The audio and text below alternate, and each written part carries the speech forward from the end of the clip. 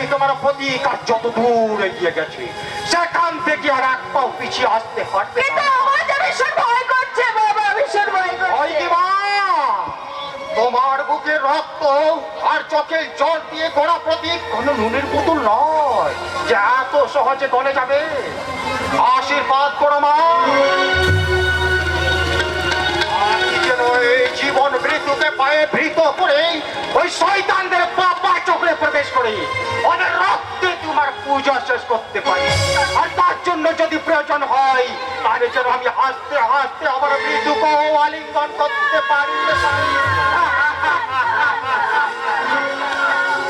আগো মহাবিদ্রোহী রণক্লান্ত, আমি সেই দিন হব শান্ত তবে উদ্ভিদের অত্যাচারীদের গর্ব কৃপণ